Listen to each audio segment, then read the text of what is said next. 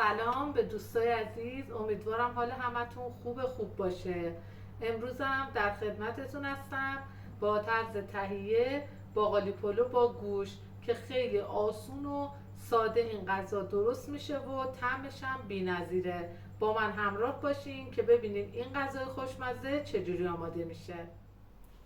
برای درست کردن باقالی پلو با گوشتمون برای 4 نفر من به 600 گرم گوشت گوساله احتیاج دارم. ادویه هم زردچوبه، پودر کاری، فلفل سیاه، نمک و دارچین، سیر. حالا برای من درشت 1 حبه، حالا اگه درشت نبود 2 تا حبه سیر کافیه. پیازم تقریبا 2 تا درشت باشه اندازش کافیه. بعد باقالی داریم که من از قبل باقالی رو پختم، برنجم هم خیس کردم. حالا بریم ببینیم که باید چجوری آمادش کنیم.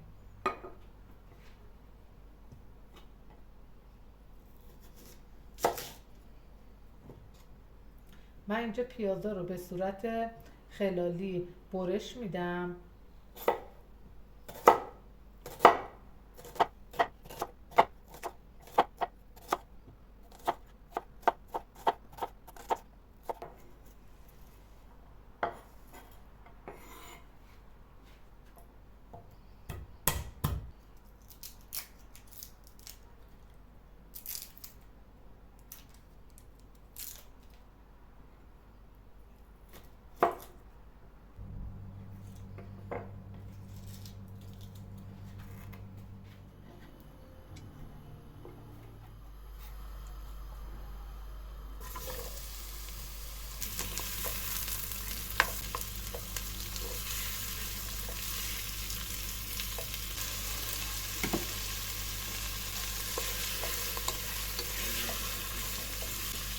من اینجا فقط یه مقدار پیازا رو تفت میدم. 600 گرم هم گوشت داشتیم که اضافه میکنم.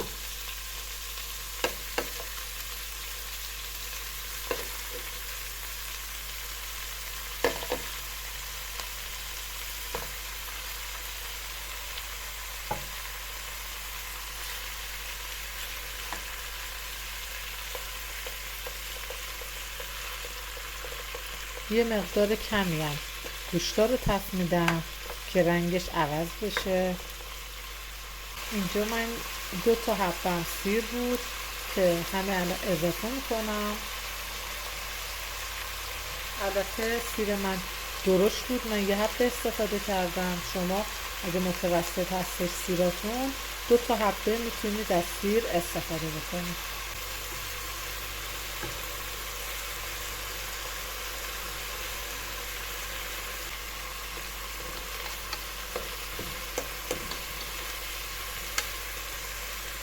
برای درست کردن باقالی پلو با گوشت شما میتونید از گوشت گوسفندی هم استفاده بکنید، طعمش عالی میشه، یا از گوشت گردن. رنگ گوشتام عوض شد، من بهش ادویه هایی که داشتم رو اضافه میکنم.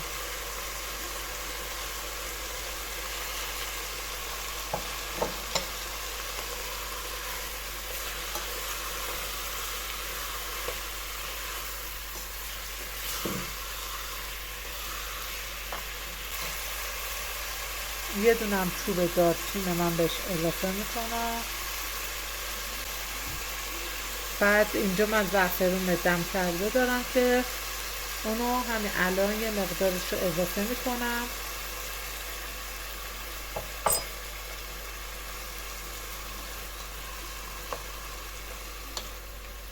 برگ بو هم داشته باشین میتونین اضافه بکنین. همه اینا برای اینه که بو ذوم گوشت رو بتونین باش بگیرین.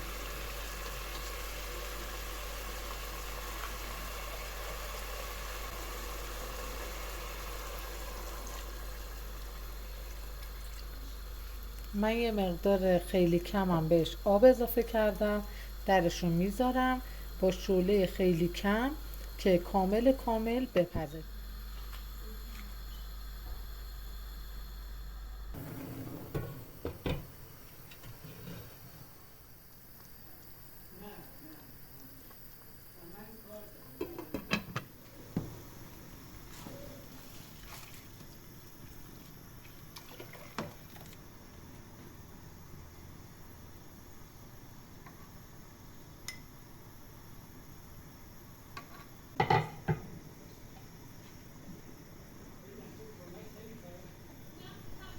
یه نکته در مورد پخت باقالی باید بگم که حالا شانس بیاریم که باقالیامون دیرپز نباشه، چون هرچند بذاری بپزه اونجوری که دلت میخواد به اون پختی که میخوای نمیرسی.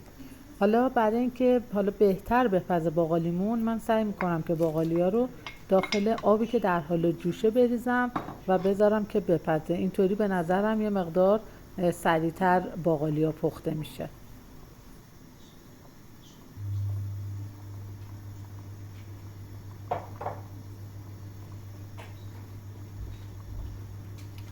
من اینجا از شیوید خشک استفاده کردم، شما میتونید شیوید تازه هم استفاده کنید. الان یه مقدارش رو همراه با برنج و باقالیا که حالا عقب پخته بودم قاطی برنج کردم که میخوام آب کش کنم. بعد اگر دیدم که نیازه لابلای برنجم باز از شوید استفاده میکنم. یه چند تا جوش بزنه بعد آب کشش میکنم.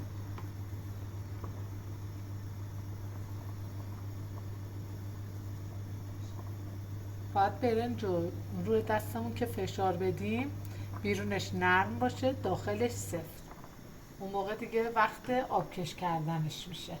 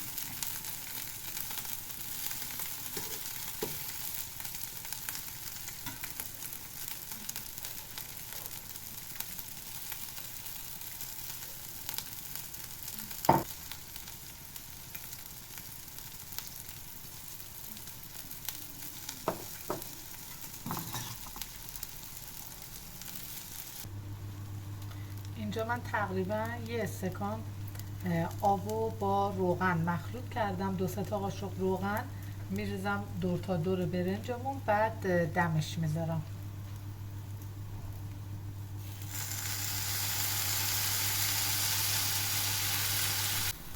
در قابلمه رو میذاریم، یه مقداری که بخار داد بعد بهش دم کنی میزنیم، میذاریم که 40 تا 45 دقیقه دم بکشه.